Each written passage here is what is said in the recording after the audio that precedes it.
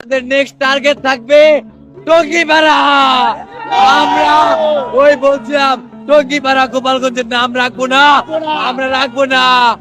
এরকম অসংখ্য লোক সেখানে উপস্থিত ছিলেন এবং তারা উল্লাস ধ্বনি দিয়েছেন।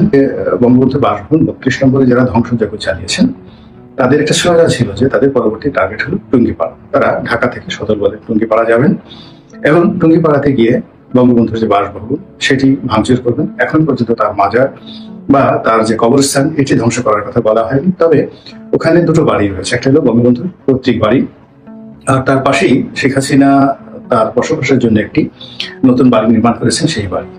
এর বাইরে সেখানে শেখ সেলিম সাহেবের বাড়ি আছে, পরশ তাপসের বাড়ি আছে কিনা আমি বলতে পারবো না। তো এই যে টঙ্গিপাড়াতে যদি ভাঙচুর হয় এবং ঢাকা থেকে যদি হাজার হাজার মানুষ বাস ট্রাক ভরে সেখানে যায়, তো সেই পরিস্থিতি আগামীতে কিভাবে সামাল দেওয়া হবে সেটি নিয়ে হয়তো আইন শৃঙ্খলা রক্ষাকারী বাহিনী তারা চিন্তা ভাবনা করবে। বঙ্গবন্ধু বাসভবন ৩২ নম্বরে যারা ধ্বংসযজ্ঞ চালিয়েছেন তারা কেউ কেউ সেখানে গণ টয়লেট বানানোর কথা বলেছেন, কেউ মসজিদের কথা বলেছেন, কেউ আবার জুলাই আগস্ট বিপ্লবের যে শহীদান তাদের বাসভবন নির্মাণের কথা বলেছেন। তো এই পর্বটি এখানে শেষ হয়ে গেছে। তারপর দ্বিতীয় যে অংশটি ঘটেছে সেটি হলো শেখ হাসিনার স্বামীর যে ভবন বা বাসভবন ধানমন্ডিতে সুধা সদন নামে যেটি পরিচিত, সেখানে আগুন লাগানো হয়েছে। সেখানে ধ্বংসযজ্ঞ এখনো পর্যন্ত আমি যে ভিডিওটি করছি ৬ তারিখ বিকাল ৩টার সময়, তো এরকম সেখানে বুলডোজার লাগিয়ে এখনো পর্যন্ত ভাঙা হয়নি।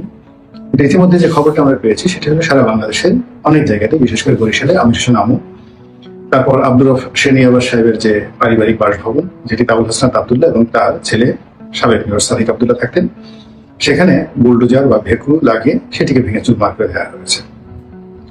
এর বাইরে যেটি হয়েছে সেটা হলো মাহবুল আলম হানিফ কুষ্টিয়াতে তার যে বাসভবন সেটাতেও ধ্বংসযজ্ঞ চালানো হয়েছে। এবং আজকে ফেসবুকে দেখলাম, সত্য মিথ্যা জানি না, জনাব ওবায়দুল কাদের বাড়িতেও একই রকম ধ্বংসযজ্ঞ চালানো হচ্ছে বা হবে, এরকম কথাবার্তা। এরপর এই যে যা কিছু হয়েছে এটা নিয়ে মানুষের মধ্যে যারা এই কর্মকাণ্ড করেছে তাদের মধ্যে একটা ঈদের উৎসব বা আমেজ কাজ করছে এবং তাদের সাহস এবং শক্তি অতীতের যে কোনো সময়ের চাইতে এখন তুঙ্গে, এবং তারা তাদের এই কাজের সফলতা তারা বাংলাদেশে আনাচে কানাচে ছড়িয়ে দিতে চায়। ফলে আওয়ামী লীগের যে সকল দোসর রয়েছেন যারা গত 15টি বছর ধরে মানুষের বিরক্তি, মানুষের অশ্রদ্ধা এবং মানুষের বদদোয়ার উপলক্ষ ছিলেন, সে সকল মন্ত্রী, এমপি, আমলা কামলা টার্গেট করে করে তাদের বাড়ি ঘর আক্রমণ চালানো হবে বা হওয়া উচিত, এই ধরনের প্রচার এবং প্রোপাগান্ডা চলছে।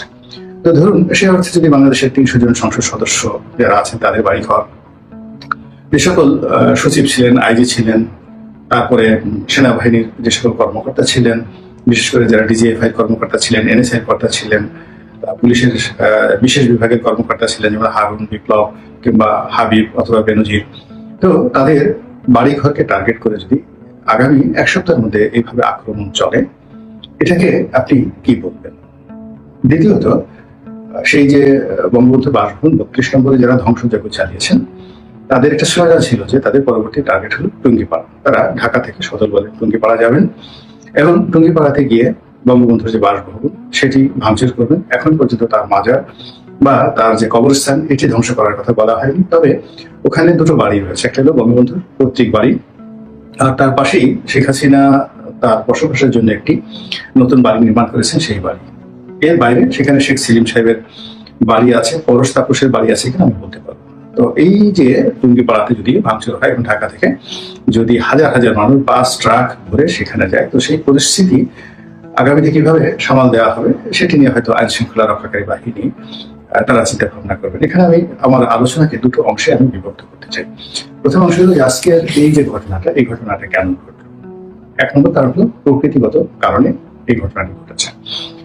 আওয়ামী লীগের শাসনামলে এরকম বহু স্থাপনা ধ্বংস করেছেন এবং বহুজনের স্থাপনা ধ্বংস করার চেষ্টা করেছেন এবং অসংখ্য মানুষের অভিশাপ, চোখের পানি তাদেরকে গ্রাস করেছিল।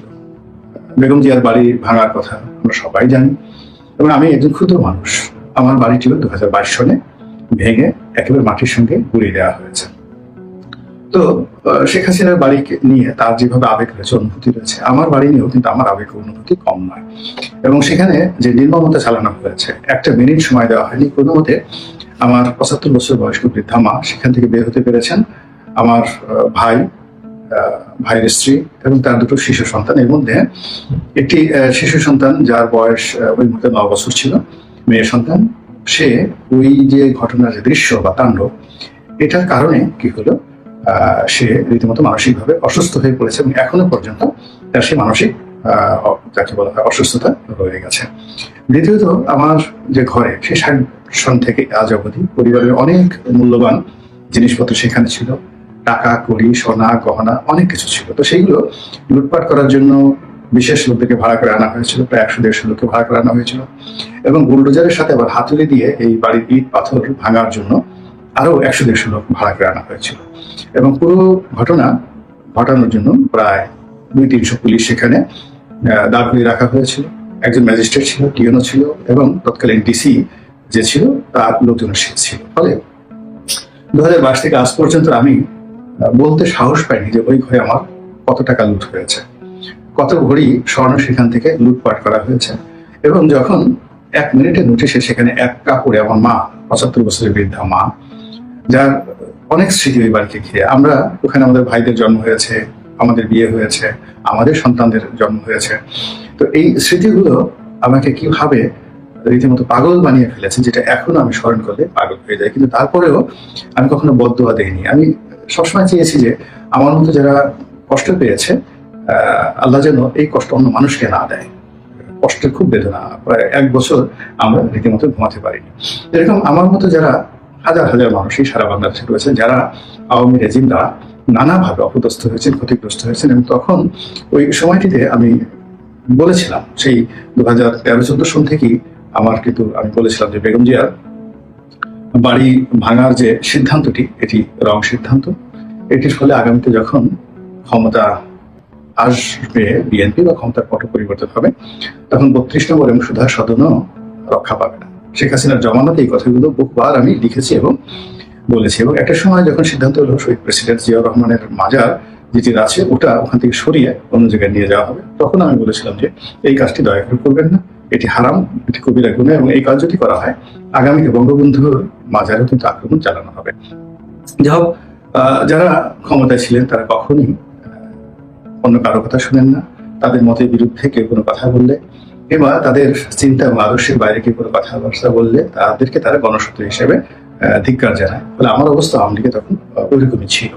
তো যাই হোক, আজ আওয়ামী লীগের নেতাদের বাড়ি ঘরে হামলা হচ্ছে, এখানে শত শত কোটি টাকার জাতীয় সম্পত্তি যেভাবে ধ্বংস হচ্ছে, তার সঙ্গে সঙ্গে মানুষের মন এবং মননে যে বিষক্রিয়া তৈরি হচ্ছে এবং জিঘাংসা, প্রতিহিংসা যেভাবে তৈরি হচ্ছে, তাতে করে আমাদের সমাজ আগামী কম করে 25 থেকে 30 বছর এই জিঘাংসার যে ফল বা বিষ, এটি আমাদের সমাজকে বহন করতে হবে। এবং এখন যারা এই কাজগুলো করছেন যেভাবে আওয়ামী লীগ অতীতে এই কাজগুলো করেছেন, আর এখন যারা এই কাজগুলো করছেন, তারা আগামী দিনগুলোতে খুব সুখে থাকবেন, শান্তিতে থাকবেন। ইতিহাস এ কথা বলে না। এর কারণ হলো সবসময় ঘুরে ফিরে একই জিনিস, প্রতিটি কর্মের একটা সমান প্রতিক্রিয়া যাকে বলা হয় ঘটে। আগামীতে যদি বিএনপি বা আওয়ামী লীগ যারাই ক্ষমতায় আসুক, তারা যদি আজকের এই ঘটনাটিকে ক্ষমা করে দেন, ক্ষমা সুন্দর দৃষ্টিতে দেখেন, তাহলে সেখানে হয়তো একটা দেখা বলে আল্লাহ রাসূল যেভাবে মক্কা বিজয়ের পর একটা ইতিহাস রচনা করেছিলেন, ওইরকম একটা ইতিহাস রচিত হতে পারে। কিন্তু যদি ক্ষমা করে দেয়া না হয়, তাহলে মানব সমাজে যে বিশৃঙ্খলা আগামী দিনগুলোতে অক্টোপাসের মতো আঁকড়ে দেবে, যা কিনা আমাদের এই জাতিটিকে বহুলাংশে পিছিয়ে দেবে। ফলে এটি আগামী দিনের জন্য একটি ব্যাড সিগন্যাল। দ্বিতীয় যে বিষয়টি হয়ে গেছে সেটি হলো মন্দ কাজ, এটি অনেকটা ভাইরাসের মতো, ব্যাকটেরিয়ার মতো, এটা শুধু বাড়তেই থাকে। ভালো কাজ কিন্তু সাধারণত ওভাবে বাড়ে না, কিন্তু মন্দ কাজ এটি বাড়তে থাকে। কাজেই এই যে জিনিসগুলো ঘটছে বা ঘটতে যাচ্ছে, সেই বিষয়গুলোর ব্যাপারে রাষ্ট্র কেন অসহায় এবং রাষ্ট্র কেন এখানে গুরুত্বপূর্ণ ভূমিকা পালন করতে পারছে না। যেমন ধরুন, শেখ হাসিনা বেগম জিয়া বাড়িটি ভেঙে ফেলেছে, এখন সেটা রাষ্ট্রীয় সিদ্ধান্তে রাষ্ট্রীয় মেশিনারিজ ব্যবহার করে করা হয়েছে। ফলে সেখানে কিন্তু মব হয়নি, বিশৃঙ্খলা হয়নি, এবং ওটার সূত্র ধরে বিএনপির অন্য কোনো নেতাদের বাড়িতে কিন্তু আক্রমণ চালানো হয়নি, কিংবা বিএনপির লোকজনও কিন্তু আওয়ামী লীগের নেতাকর্মীদের বাড়িঘরে আক্রমণ চালায়নি। তো এই যে বর্তমান জমানাতে যারা রাষ্ট্র চালাচ্ছেন তারা যদি মনে করেন যে গণরায়কে মেনে নিয়ে তাদের বঙ্গভবনকে গুড়িয়ে দিতে হবে, তারপরে গণভবনকে ঘুরিয়ে দিতে হবে, 32 নম্বরকে ঘুরিয়ে দিতে হবে, রাষ্ট্রীয় বুলডোজার ব্যবহার করে, ভেকু ব্যবহার করে তারা যদি এই কাজগুলো করতেন তাহলে কি হতো, ঘটনাটা সীমিত আকারে থাকতো এবং রাষ্ট্র এর দায় দায়িত্ব নিত এবং এখন যারা রাষ্ট্রের পরিচালক তাদের উপর দায় দায়িত্ব পড়তো।